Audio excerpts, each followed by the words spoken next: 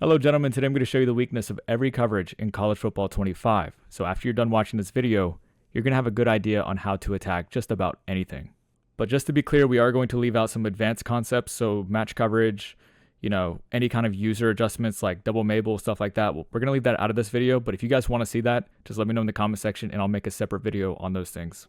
And then I do have one announcement. I totally forgot to mention this at the beginning of the week, but I did update my 3-4 odd defense over the weekend. We have new blitz setups in there. You're seeing that in action right now. It's just completely tormenting this dude. And we have new coverages, how to defend gun bunch strong. It's just going to make you much better on defense, and you're actually going to get stopped. So if you're a member, go check out the update. If you're not, you're missing out. But you can use code SCREAM for 25% off on membership. Link is in the description as well as the comment section. Okay, so the first coverage we're going to talk about is going to be cover 2 zone or Tampa 2. So just a heads up, I'm going to put timestamps in this video so you guys can jump around if you guys want to. But Tampa 2 is something you really need to know the strengths and weaknesses of because it's one of the most common coverages. So let's talk about what it's really meant to do. Like a Tampa 2, by design, is meant for allowing checkdowns and then having your players rally up and make tackles. It's kind of a bend but don't break style of defense. Now, there are some major weaknesses with this coverage, and I'm going to actually post an image, and I'll try to do this for all of the coverages so you guys can see where the weaknesses are. And this is where they are for cover 2.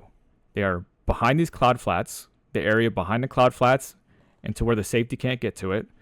In some cases, also between the safeties, if they're not protecting it with, let's say a deep blue between, or this is kind of like really a cover 3 of sorts. It's not really a Tampa 2. Then we also have some like semi weaknesses where, it's open, but they're kind of giving it to you. So it's not like a true weakness. So that would be underneath the mid-read. So right here in the middle of the field. And then we also have the checkdowns in the flats because the cloud flats are going to back up. They're going to back up like this, and then you could throw checkdowns. So those are kind of like the basic weaknesses of a cover 2. So now let's talk about a concept that is going to attack a cover 2. So like we said, behind those cloud flats, we're going to have weaknesses. There's only 2 deep zones. They're going to have a hard time defending a 4 vertical style of play. So what I'm going to do is actually put this running back on a Texas because that's also going to attack that shallow middle. And we'll have answers for pretty much everything here. So like right here, there is the deep shot behind the cloud flat. Safety can't get to it because we have this seam streak that is going to hold the safety and make him kind of choose. He has to stay kind of squeezed towards the middle of the field. He can't get all the way wide and defend that go route on the outside. And we have that on both sides. So we could have thrown it over here as well. So this is just a really good concept for attacking a cover 2 zone. We even had the Texas. So in the event that they did some kind of coverage adjustments for the outside go routes, we have this Texas for a pretty big gain as a check down underneath. So that's just one way to attack a cover 2. Another way would be a flood. You could do like, let's say, go route on the outside corner and then out route with your running back. You're going to see that you are going to technically have this. They are giving this to you, so it might only be like 5 yards. But at the end of the day, it is a positive gain. That is technically a win for us. Next up, we have cover 3, and this one's very important as well. This is maybe the most popular zone coverage that you'll ever see. Like, you need to know how to attack a cover 3. So on the screen, you'll see that the major weaknesses are going to be up those seams. So if you do 4 verticals, they only have 3 deep zones. So they technically don't have enough deep zones to account for 4 verticals, which is what we just used against cover 2. So we'll talk about that in a second. But then cover 3 is also kind of dynamic in the fact that they could technically take this away. So we'll talk about that in a moment as well. So the major weaknesses are the seams and then also the deep sidelines. Depends on how they play their cover 3, but this is just a basic one. So let's go ahead and talk about the same route combo we used against cover 2, and that's just kind of running 4 verticals. What you're going to see is that once this guy gets off that jam, we're going to have that throw because the safety has to stay, in the middle of the field, and there's 4 verticals, and he cannot pick both. In this case, the vert hook actually matches to the left seam, which only gives us the one on the right. But the way that, a cover 3 can be dynamic is that you can change these curl flats from your slot cornerbacks to seam flats. So these guys, well, actually we don't have, okay, so this guy right here does not have a seam flat. Let's go ahead and just man him up to emulate it. And pay attention to the left side slot receiver. You're going to see that he gets matched. And even though that was almost a completion, you know, that is one of the ways that cover 3 can be tricky, because one of the major weaknesses is up the seams, but then you could play seam flats and you will match that route and it won't really be a weakness anymore. There's a new weakness, and it would be over here in the left side flat, because that guy's matching. So if your opponent keeps doing that, what you would do in this case, so seam flat over there, you could put your running back on an in route.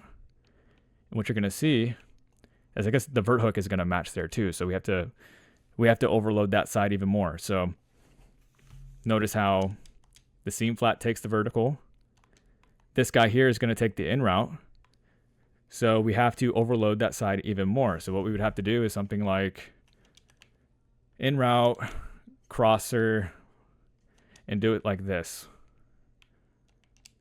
And that's how you would get the new weakness. So it's knowing little things like that.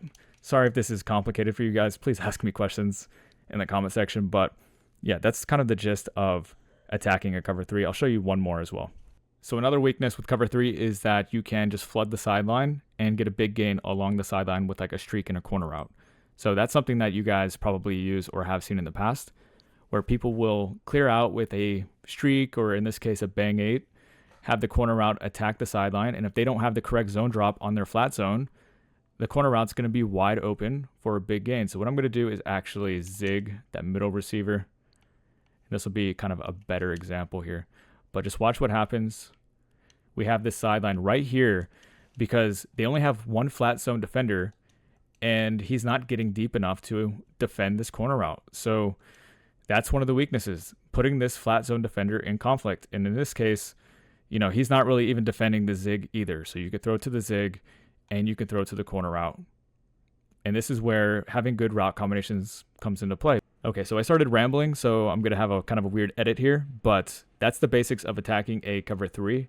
Just remember, it's up the seams and along the sidelines, putting these flat zones into conflict. And then the final zone coverage is going to be cover 4 drop. And this is a very good defense for keeping everything in front of you, because you have 4 deep zones and it's just very hard to bomb this coverage. But it does have weaknesses. Don't get it twisted. There are ways to attack this coverage. And those ways are going to be kind of the same ways as cover 3. Like you have the deep sideline, putting that flat zone into conflict, because they can't have 2 flat zones and 4 quarters. They just can't do that mathematically. So you're not going to have like a double Mabel cover 4. So at least one of these flat zones are going to be put into conflict. So that's one weakness. And then you also have a weakness underneath the safeties and above the hook curls. Then you also have technically underneath the hook curls as well. So it has weaknesses. You just need to know the type of route combinations that do attack it. So let me go ahead and show you a few out of trips tight end. Okay, so just like against cover 3, we can do like the corner route from, let's say, the inside receiver. We'll clear out with a bang 8. So we're doing a flood on the left side. This is going to be a very similar way to attack a cover 4 drop. Clear out the outside zone or the outside deep zone, and then get a big gain with a corner route. And then the other weakness is going to be the hook curls, because you can put them in conflict too, because you can attack in front of them and behind them. So let me give you a good route concept for this, and that would be dagger. Dagger would be a good concept. So what a dagger is going to be a in route or a deep in from X. We're going to clear out with streak from Y. And then let's go ahead and put our tight end on a in route, and we can do like a wheel or something from our running back. So the point is, we're trying to attack behind these hook curls and underneath the safeties. Notice how these hook curls dropped all the way back. So reading the square in or the deep in is not the read. The read would have been checking it down to your tight end. So look at how they drop all the way back.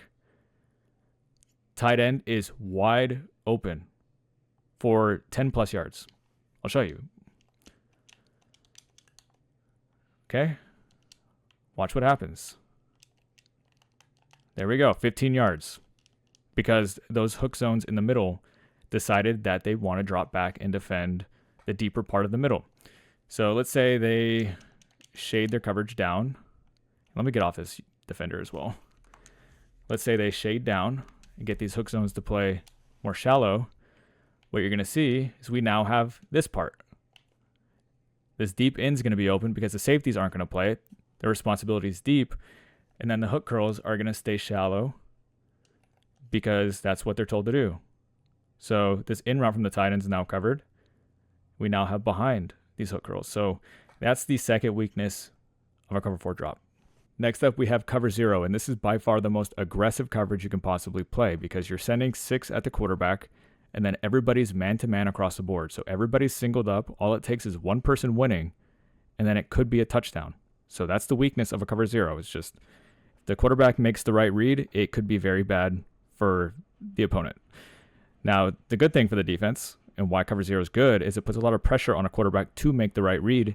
And if he doesn't, he could throw a pick, he could get sacked, whatever. It's just kind of like a boom or bust type of defense. Okay, so what does your mindset need to be when your opponent's calling cover 0? Basically, you want to have a lot of man-beating routes, and you want them to win as quickly as possible, because you're not going to have a lot of time to throw. So I'm going to show you a route concept out of bunch tight end. So we have a corner route. Corner routes are great versus man coverage. This one runs a little deep, so what I would probably do is stem it down. That way his break happens sooner. So you see how he's all the way stemmed down. That way the break happens immediately, and we can check to see if he wins pretty much as soon as we snap the ball. We have a mesh concept over the middle of the field, 2 drags. That's going to be great versus man coverage. You could block your running back if you want to try to pick up the pressure. And then we could maybe do something else with B. So we may put him on like a deep crosser or something like this. So let's have a look. You're going to see this corner route wins immediately. And that's one of the ways to beat a cover 0. And then if you look underneath, you might have the drag as well. Have a lot of traffic in the middle of the field. There's a big gain just from hitting your drag. So corner route, drag, they happen very quickly. They're at different parts of the field. And those are just 2 ways to attack. Now, let's say you want to send out your running back, because when your opponent's in a cover 0, typically he is going to be on the defender that is manned up to the running back. So let's say this is the user, this guy that I'm running around with. And if you send your running back out, he has to run with the running back, right? But you're not blocking the running back anymore. So that means the blitz is going to come in. But you know that. You know that ahead of time. So you could be like, okay, the blitz is going to come in. If he sends it, we have to throw hot. So you can force the user out of the way so you don't throw at him. So you could be like running back wheel. And then we have the tight end drag still. And then we can maybe be like streak and then crosser, right? Maybe stem the corner out as well. There we go. So watch what happens. User runs with the wheel, and you're going to have the drag guaranteed because the user cannot run with him. So yes, pressure is coming in, but we at least know the user is not going to defend this drag, because if you block your running back, there's a chance that the user could run with a drag. And then if your corner route doesn't separate, you don't have anything. Next, we have a cover 1. And this one that we're going to be talking about is actually going to be a cover 1 robber. So the way this works is we have man-to-man across the board. And then we have 1 deep zone. So 1 middle third. And that's why it's a cover 1. It means man-to-man across the board, 1 deep zone.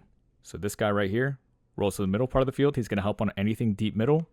Then we have the other safety who's going to play the robber in the middle of the field, and he's going to help on anything across the middle. So drags, slants, anything. He's just going to help. He's going to be a help defender and look for pick opportunities. So where's the weakness? The weakness is actually going to be on the outsides, because these cornerbacks are basically on an island.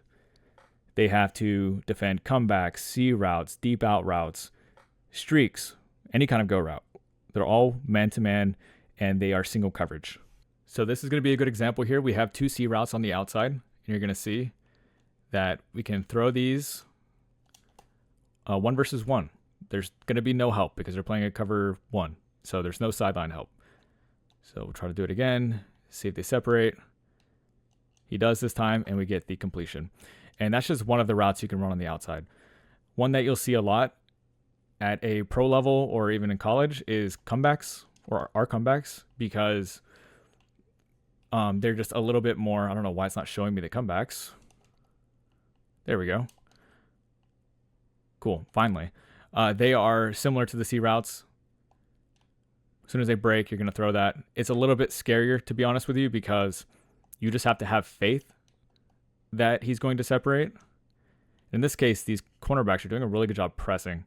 It takes forever for them to break, but as you can see, we get that 1v1, and then he comes back, and we're going to have a little bit of space there, because the way that it works, like from a practical standpoint, is that these cornerbacks don't know that they're running comebacks, obviously. So the way that these comebacks are ran, they think that they might be a go route. So they have to basically run as if it's a go route. And then as soon as they break back, that's when you get the separation. So that's how it works from a practical standpoint.